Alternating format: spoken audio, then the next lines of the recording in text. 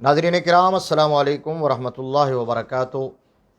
इस मरतबा मैं ईद करने के लिए अपने आबाई इलाके डिस्ट्रिक्ट बहावल नगर गया हुआ था। ईद का दूसरा या तीसरा रोज़ था कि अचानक ऐलानात गूंजने लगे लाउड स्पीकर्स पर कि टिड्डी दल ने हमला कर दिया है और फ़ौरन निकलो और अपने अपने खेत अपनी अपनी फसलों की हिफाजत करो।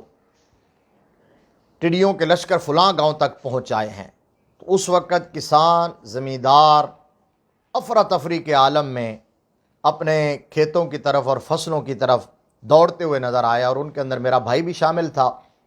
जब वो वापस पलटा तो मैंने उससे सूरत हाल दरियाफ़्त की तो उसने बताया कि ये टिड्डियों के लश्कर जब हमलावर होते हैं तो जिस खेत, जिस फसल या जिस दरख्त पर ये बैठ जाते हैं और उसको खाते हैं तो नामो निशान मिटा देते हैं, और किसान बेचारे उनको भगाने के लिए, उड़ाने के लिए जतन करते हैं, ढोल बजाते हैं, कोई ड्रम पीपे खटखटाते हैं, शोर करते हैं ताकि वो वहाँ न बैठे। उस वक़्त मुझे इस मसला की हसासियत और संगीनी का एहसास हुआ। सुन तो पहले भी रखा था लेकिन इतनी तफसीलात मालूम न थी। और फिर ये भी मुझसे पूछा गया कि जी आया इनका खाना हलाल है या हराम, क्योंकि वहाँ बाज़ लोग जाल लगाते हैं और उनको शिकार करके पका के खाते भी हैं। तो आज मैं दो हवालों से मुख्तसर बात करूँगा। एक तो ये कि इनकी हकीकत क्या है और ये हमला आवर क्यों होते हैं, और दूसरा हिल्लत व हुर्मत के हवाले से टिड्डियों की शरई हैसियत क्या है। तो पहली बात तो ये ज़हन नशीन रहे कि टिड्डी जो है इसको अरबी में जरादा कहा जाता है, जिसकी जमा जराद है, और इसका तज़किरा कुरान में, हदीस में और फ़िक़्ह की किताबों में मौजूद है। इसके साइज़ भी मुख्तलिफ़ होते हैं, रंग भी मुख्तलिफ़ होते हैं। फिर एक बहरी टिड्डी होती है, एक बर्री खुश्की की टिड्डी होती है। और आज हमारा मौजू ये मुअख्खर ज़िक्र यानी खुश्की की, बर्री की जो बर्री टिड्डी है वो है।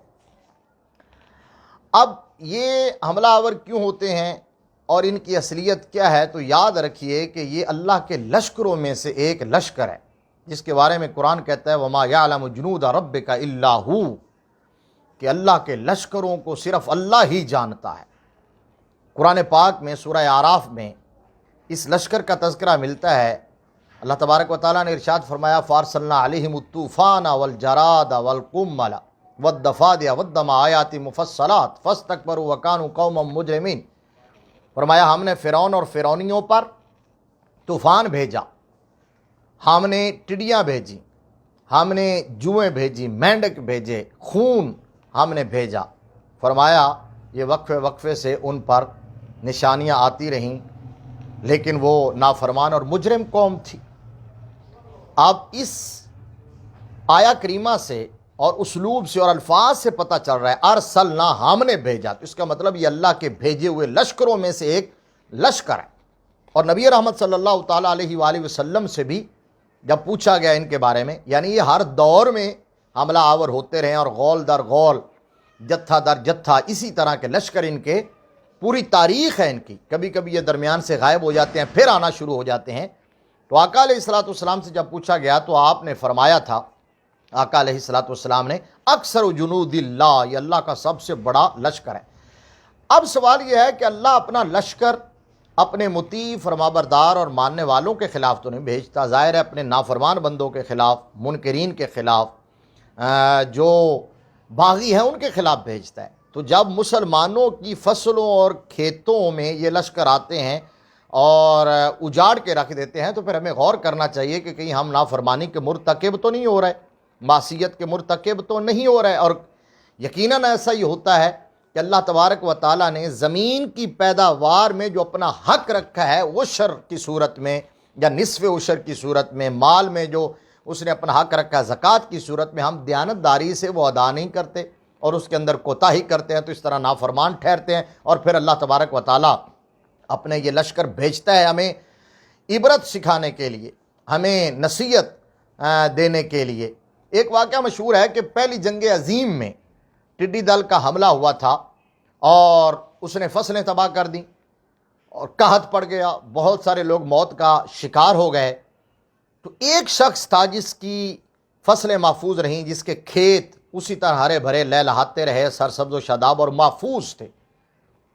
گھوتا کے نزدیک ایک داریا گاؤں تھا، وہاں کا وہ رہنے والا تھا۔ حکومت وقت کو بتایا گیا کہ اس شخص کو ان ٹڈیوں کا علاج معلوم تھا، لیکن اس نے حکومت سے اور لوگوں سے شیئر نہیں کیا اور اپنی فصلیں محفوظ کر لیں، اپنی فصلیں بچا لیں۔ تو حکومت نے فورس بھیجی، تو وہاں جا کے اس فورس نے اس کو جب گرفتار کرنا چاہا اور کہا کہ تم نے یہ بغاوت کیوں کی ہے کہ تمہیں ان کا علاج معلوم تھا اور تم نے حکومت وقت سے اور لوگوں سے شیئر نہیں کیا، تو اس نے کہا جی کہ علاج تو مجھے ٹھیک آپ نے کہا معلوم ہے اور لوگوں کو بھی معلوم ہے، اور شیئر کرنے کا کیا فائدہ، لوگ علاج جانتے ہیں لیکن علاج کرنا نہیں چاہتے۔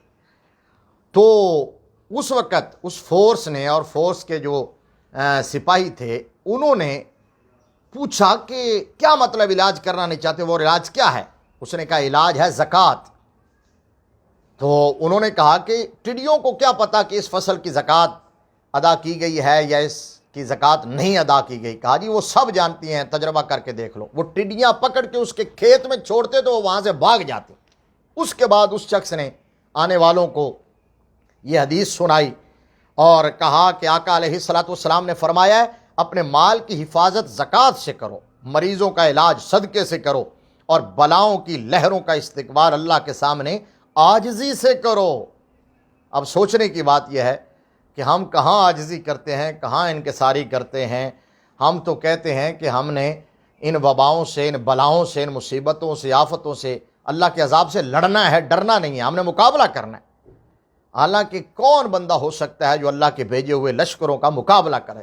اللہ تبارک و تعالی ہمیں سمجھنے کی توفیق عطا فرمایا۔ جہاں تک اس کا تعلق ہے کہ یہ حلال ہے یا حرام اور اس کا کھانا جائز ہے یا ناجائز، تو بلا شبہ یہ حلال پرندوں میں سے ہے۔ یہ بات یاد رہے کہ اس کو کرم یا کیڑا نہیں کہا جائے گا، اس کو پرندہ کہا جائے گا۔ یہ حلال پرندوں میں سے ہے اور اس کا کھانا جائز ہے۔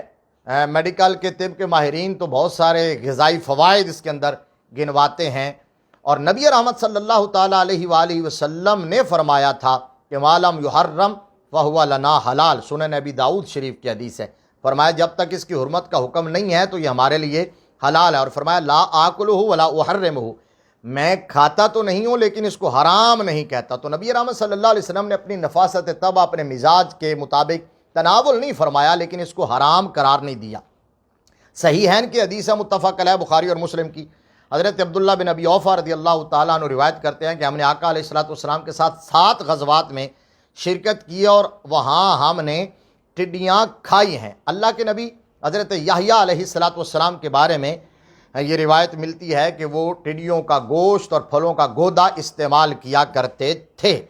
اسی طرح مسند احمد بن حنبل کی حدیث ہے، آقا علیہ الصلوۃ والسلام نے ارشاد فرمایا کہ ہمارے لیے 2 مردار اور 2 خون حلال کر دیے گئے ہیں۔ ان 2 مرداروں میں ایک مچھلی ہے اور ایک ٹڈی ہے، اور 2 خون جو ہے ان میں ایک جگر اور ایک تلی کا خون ہے۔ اللہ تبارک و تعالی ہمیں ہر قسم کی آفت سے، ہر قسم کی مصیبت سے، ہر قسم کی وبا سے محفوظ فرمائے۔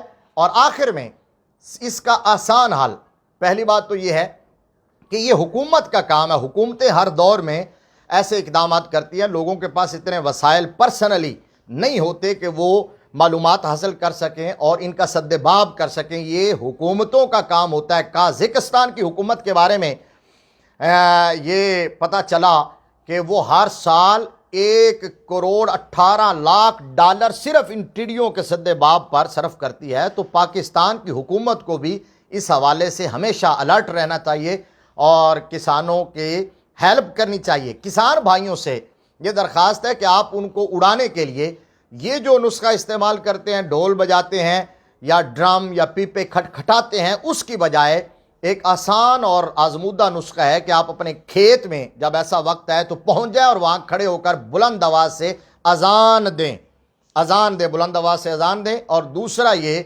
کہ اصحاب کہف کے نام کا نقش کہیں سے لکھا ہوا آپ کو مل جائے، کسی سے لکھوا لیں یا خود لکھ لیں اور وہ کھیت کے کسی درخت کے ساتھ لٹکا دیں۔ انشاءاللہ العزیز اللہ تبارک و تعالی آپ کی فصلوں کو اور کھیتوں کو محفوظ فرمائے گا۔